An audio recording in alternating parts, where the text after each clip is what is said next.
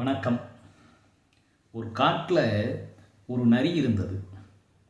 திடீரென அதை ஒரு பெரிய சிங்கம் துரத்தியது. நரி பயத்தில் விழுந்தடித்து கொண்டு வேகமாக ஓடிப்போய் ஒரு சிறிய குகைக்குள் ஒளிந்து கொண்டது. அந்த குகையின் நுழைவாயில் நரி நுழையக்கூடிய அளவுக்கு சிறியது. சிங்கத்தால் நுழைய முடியாது. சிங்கம் வெளியே வந்து குகையின் வாசலிலே நின்றுவிட்டது. அது போவதாக தெரியவில்லை. உள்ளே போயிருந்த அந்த நரிக்கு பொழுதும் போகவில்லை. அது நடந்தவற்றை நினைத்து பார்த்தது. அப்பொழுது அது தன்னுடைய கண்களிடம் கேட்டது, என்னை ஒரு சிங்கம் துரத்தியதே, நீ என் உடலில் தானே இருக்கிறாய், நீ எனக்கு உதவி என்ன செய்தாய் என்று கேட்டது. கண் சொன்னது, நான் தான் சிங்கம் வருவதையே பார்த்தேன். முன்னால் தெரியக்கூடிய வழியை நான் பார்த்ததால் தான் முன்னால் வேகமாக ஓடி வர முடிந்தது. இந்த குகையையே நான் தானே கண்டுபிடித்தேன். ஓ, பரவாயில்லை, மகிழ்ச்சி, நீ இரு. அந்த நரி தன்னுடைய காதிடம் கேட்டது, நீ என்ன எனக்கு உதவி செய்தாய் என்று. காது சொன்னது, பின்னால் இருந்து சிங்கம் வரக்கூடிய ஓசையை உனக்கு காட்டி கொடுத்ததே நான் தான். அதனால்தான் நீ ஓடத் தொடங்கினாய். ஆமாம் ஆமாம், நீயும் என்னோடு இரு.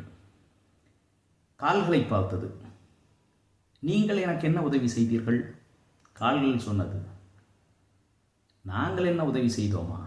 நாங்கள் இல்லாவிட்டால் இவ்வளவு விரைவாக ஓடி வந்து இந்த குகைக்குள்ளே உன்னால் தப்பித்திருக்க முடியுமா? ஆமாம், நீங்களும் என்னோடு இருங்கள்.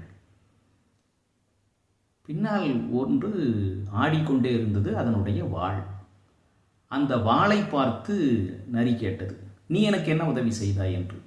வாள் சொன்னது, உதவி செய்வதா? நீ செய்த வேலையால் எனக்கு படாத பாடு.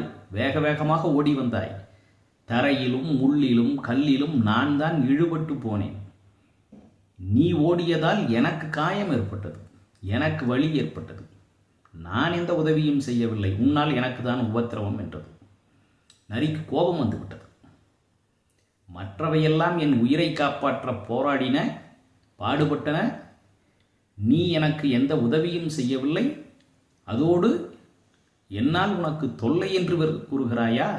உன்னை என்ன செய்கிறேன் பார் என்று சொல்லிவிட்டு குகையினுடைய வாசலுக்கு அருகிலே வந்து, சிங்கமே, இந்த வாள் எனக்கு தேவையில்லை, நீ இந்த வாளை எடுத்துக்கொள் என்று வாளை வெளியே நீட்டியது.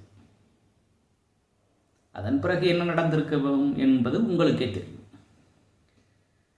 திருவள்ளுவர் கூறுகின்றார், அறிவில்லாத ஒருவனுக்கு அவனுக்கு அவனே செய்து கொள்ளும் கேடு இருக்கிறதல்லவா, அப்படிப்பட்ட கெடுதலை அவனை அழிக்க வேண்டும் என்று திட்டமிட்டு பாடுபடும் பகைவர்களால் கூட செய்ய முடியாதாம். பலகாலம் முயன்று திட்டமிட்டு ஒருவனை அழிப்பதற்காக பகைவர்கள் முயற்சி செய்வார்கள். அதில் பலன் தரும், பாதி பலன் தரும், பலனளிக்காமல் கூட போய்விடும். ஆனால் தன்னைத்தானே அழித்து கொள்ளுகின்ற அறிவில்லாத மக்கள் இருக்கிறார்களே, அவர்களுக்கு அவர்களே ஏற்படுத்தி கொள்ளக்கூடிய பாதிப்பு வேறு எவராலும் அப்படி ஏற்படுத்த முடியாது.